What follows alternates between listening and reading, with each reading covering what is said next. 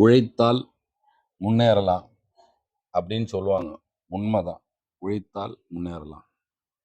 Cinema நடிகர் தீனான்னு ஒருத்தர் ஒரு பேட்டியில சொல்லியிருப்பார். ரொம்ப அழகா சொல்லியிருப்பார். உழைத்தால் முன்னேறலாம். முடியாதுங்க. உழைத்தால் முன்னேற முடியாது. அறிவால் உழைத்தால் முன்னேறலாம். எங்க வீட்டாண்ட அவர் சொல்லுவார், அழகா சொல்லுவார். எங்க வீட்டாண்ட சாமு தாத்தான்னு ஒருத்தர் இருக்காரு. அவர் இன்னும் உழைச்சிட்டு தான் இருக்காரு. உப்பு வண்டி இழுத்துட்டு தான் இருக்காரு. முன்னேறலன்னு. உண்மைதான். அறிவால் உழைத்தால் முன்னேறலாம். உதாரணத்துக்கு ஒருத்தர் ஒரு கான்ட்ராக்ட் எடுப்பாரு. என்ன கான்ட்ராக்ட்னா பள்ளம் எடுக்கிற கான்ட்ராக்ட். அந்த பள்ளம் எடுக்கிறதுக்கு ஒருத்தர் காலையில இருந்து மாலை வரும் அந்த மண்வெட்டி கடப்பாரை வச்சு குழி எடுத்துட்டு இருப்பாரு. பள்ளம் எடுத்துட்டு இருப்பாரு.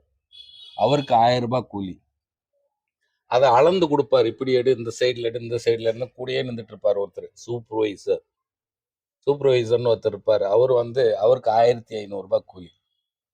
திடீர்னு ஒருத்தர் வருவாரு ஒரு 12 மணிக்கு பைக்ல. நாங்கள் கரெக்டாக குழி எடுத்துட்டீங்க, அந்த குழி சரியில்லைங்க, அந்த பள்ளம் சரியில்லை, இப்படி எடுங்க அப்படி எடுங்கன்னு அவருக்கு 2000 ரூபாய் கூலி. திடீர்னு ஒருத்தர் ஃபோன் பண்ணுவார்.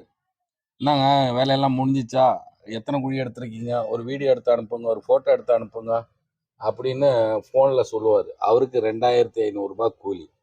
இப்போ இதில் யார் உழைக்கிறாங்க, யார் உழைக்கல? எல்லாருமே தான் உழைக்கிறாங்க.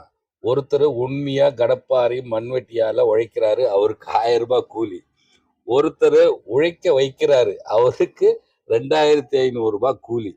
அப்போ என்ன செய்யணும்? நம்ம அறிவால் உழைக்கணும். அது மெயினா என்ன வேணுங்க? அறிவு வேணும், திறமை வேணும், தைரியம் வேணும், நம்பிக்கை வேணும். இது இல்லைன்னா காலம் பூரா மண்வெட்டியும் கடப்பாரி எடுத்துட்டு சுத்திட்டு இருக்க வேண்டியதுதான். வேற வழியே இல்லை. உதாரணத்துக்கு சொல்றேன். இதான் உண்மை.